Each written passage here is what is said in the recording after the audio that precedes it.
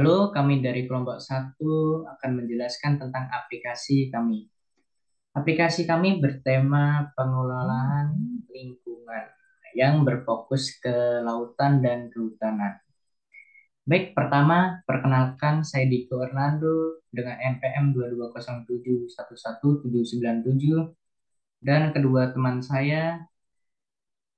Nama saya Beral Stefan Kobot dengan NPM 2207111808. Dan saya Gilroy Elwanyo dengan NPM 2207111813. Indonesia merupakan negara maritim yang berada dalam kawasan teritorial laut yang luas. Memiliki banyak pulau dikelilingi oleh wilayah laut dan perairan. Sebagian besar penduduk Indonesia tinggal di wilayah perairan. Perairan Indonesia juga menyimpan banyak potensi kekayaan sumber daya hayati, kekayaan alam yang dimiliki oleh laut. Indonesia meliputi kekayaan hayati seperti berbagai macam jenis ikan. Potensi yang dimiliki Indonesia tersebut merupakan suatu peluang ekonomi yang dapat dimanfaatkan untuk kemajuan perekonomian Indonesia. Sejak dulu, manusia telah memanfaatkan hutan baik jasa ekosistemnya seperti perlindungan tanah, penyimpanan air, dan sebagai pabrik oksigen yang diperlukan untuk bernapas, serta masih banyak manfaat lainnya. Selain bermanfaat untuk manusia, hutan pun menjadi rumah bagi berbagai macam spesies tumbuhan dan satwa liar.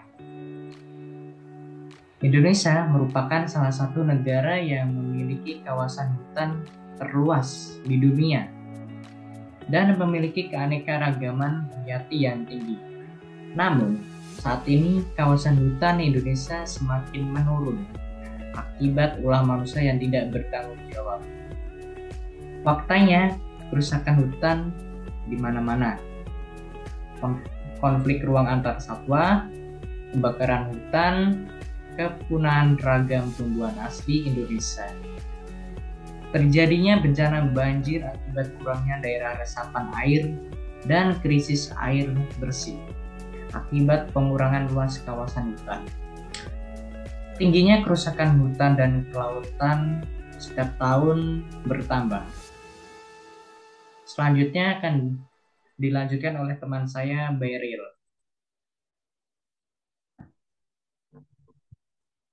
Kemudian ada 3 aplikasi yang serupa yang kami gunakan sebagai ide dalam pembuatan aplikasi kami, yaitu Rainforest Connection Player, Forest Focus for Productivity, dan Bug Game. Ada fungsi dari ketiga aplikasi. Dari Rainforest Connection Player, fungsinya yang pertama adalah mendeteksi ancaman manusia yang membahayakan hutan.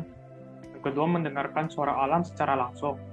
Kemudian dari aplikasi Forest Focus for Productivity, yang pertama meningkatkan produktivitas dan fokus pengguna. Yang kedua, membangun, mendorong, dan berkontribusi pada penanaman pohon.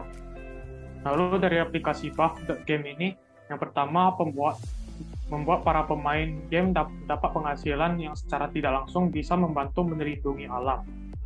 Selain fungsi, ada keunggulan dan kekurangan dari ketiga aplikasi ini. Dari aplikasi Rainforest Connection Player, ada keunggulan yang pertama, mempunyai sinyal pendeteksi bahaya, yang mana sinyal ini akan dikirimkan secara waktu nyata pada hutan hujan seperti gergaji mesin, truk, dan lain-lain. Yang kedua, menggunakan sistem yang dapat membantu pola aktivitas terkait perburuan liar. Ketiga, sistem audio art, yang mana kita bisa mendengar suara-suara dari alam. Sumber audio dari ARC ini bisa diperoleh melalui kontribusi masyarakat untuk merekam suara-suara seperti kicauan burung atau suara-suara hewan lainnya yang ada di dalam hutan. Yang keempat, proyek sudah menyebar ke banyak negara termasuk Indonesia yang tepatnya di Sumatera Barat. Dan yang terakhir, bisa mendengar hutan hujan secara real time. Kekurangan dari aplikasi ini adalah keamanan dari perangkat yang digunakan masih belum bisa dipastikan. Yang kedua, penempatan target hutan hujan masih sedikit. Untuk aplikasi kedua yaitu Forest Focus for Productivity memiliki keunggulan yang pertama, pengurangan adiksi terhadap gadget dengan menuntun pengguna gadget untuk fokus pada hal yang lebih penting. Kedua, melatih fokus serta kepedulian terhadap hutan dan nuansa sebuah game. Dan kekurangan dari aplikasi ini adalah yang pertama, penggunaan baterai perangkat yang terlalu besar sehingga baterai cepat habis. Yang kedua, aplikasi terus berjalan seperti memaksa pengguna untuk terus beraktivitas sehingga menjadi kontraproduktif. Dan yang terakhir, aplikasi Buff.game memiliki keunggulan yang pertama bermain game untuk mendapatkan poin yang bisa digunakan untuk kepentingan alam. Yang kedua, memiliki sistem tantangan untuk mendapatkan poin. Dan kekurangannya adalah yang pertama, ketersediaan produk yang sangat terbatas. Kedua, sistem perikanan yang masih kurang optimal dan pengelolaan akun yang masih kurang optimal. Oke, kemudian di sini saya akan menjelaskan tentang aplikasi kami. Jadi aplikasi kami itu bernama Netcure, yang merupakan singkatan dari Network Cure. Nah, aplikasi ini kami buat berdasarkan kesimpulan dari kelebihan-kelebihan dan kekurangan-kekurangan aplikasi sebelumnya. Nah, aplikasi ini menyediakan fitur membuat laporan, di mana setiap pengguna yang ingin membuat laporan bisa melaporkan lingkungan sekitarnya dengan menggunakan foto ataupun video. Untuk mengetahui alamat lengkap dari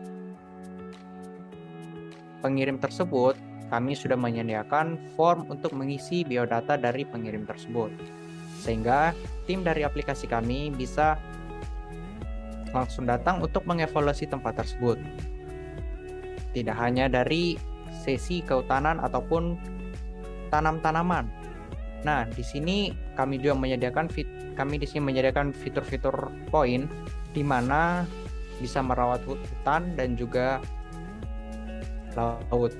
Nah, bagaimana cara untuk mendapatkan poin ini? Poin-poin ini bisa kita dapatkan dari fitur daily check-in ataupun bisa dibeli baik melalui via bank ATM ataupun bank secara mobile atau virtual mobile, virtual account, virtual bank, Shopee Pay, OVO, dan lain-lain. Nah, apa saja sih yang bisa dibuat dengan poin ini? Nah, poin ini bisa kita gunakan untuk merawat lingkungan. Seperti kita bisa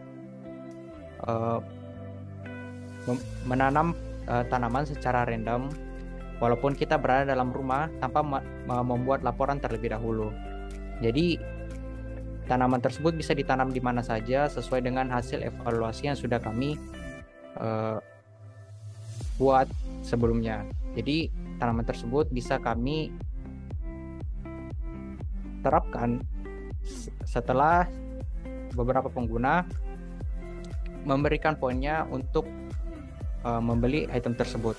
Begitu juga dengan sistem laut, kita juga akan memelihara ekosistem laut melalui poin-poin tersebut. Tenang saja, mengenai aplikasi kami sudah menyediakan keamanan two-factor authentication, yang mana fitur keamanan ini cukup membantu untuk keamanan akun dari sang pengguna. Sekian dari kelompok kami. Jika ada salah kata atau salah tindakan, kami mohon maaf.